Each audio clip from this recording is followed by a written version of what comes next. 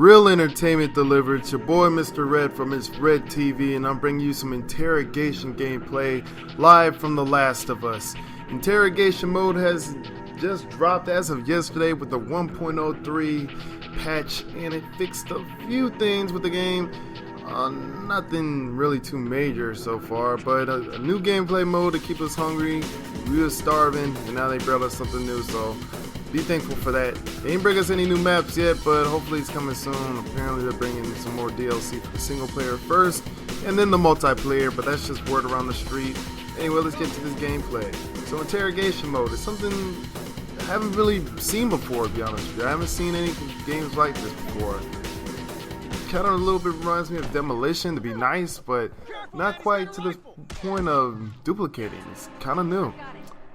In Interrogation mode, you have to down 5 people and execute them. You have to execute them in order to interrogate them. Once you interrogate 5 people, you unlock where their safe location is, and once you unlock that, that is when you're able to try to unlock the safe and win the game. Now, there's a few steps and stones before you get to that point. In case someone kills you while you're interrogating someone, then it's canceled out, it doesn't count. You have to finish the interrogating phase in order for it to register, in order for it to count.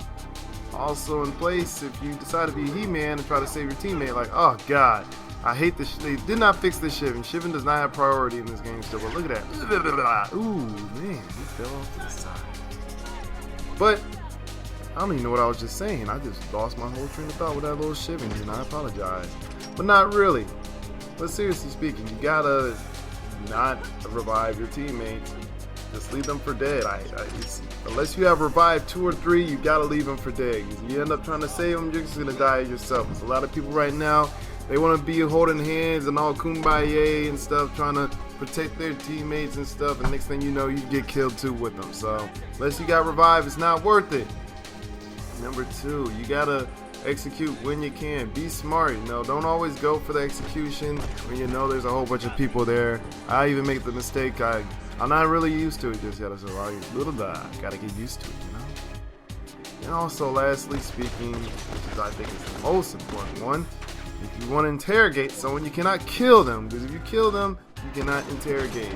And look at this guy trying to pick his friend up. You see that? That's just proof in the pudding right there. And I do not know why I went to interrogate him. I thought my teammate was gonna kill him, but he did not. He just watched me die, and you know, I just get yoked up out of Gerson and get a little interrogation point. As you can see, the red thing, which they are red. Ironically, no pun intended. They are red, and it bumps up 1 bacha down the bottom, and I cannot do anything but watch that happen. But fortunately speaking, my team has accumulated enough, and now you see the red unlock thing at the top left of my blue, which means I got access to their safe. Now this is not the actual best example of this gameplay. More than likely you'll run into a situation where the enemy team will also have theirs unlocked.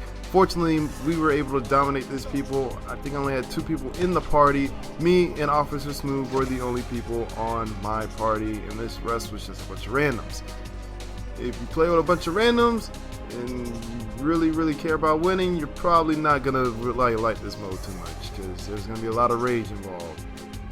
You always got the people that always run around and get you spotted out. You're always gonna see that, but this is even far worse. And look at my arm, man. I thought that was a tattoo. That's all blood, man. But the best word of advice, if playing with a bunch of randoms, I would very much recommend that you use Strategist 3.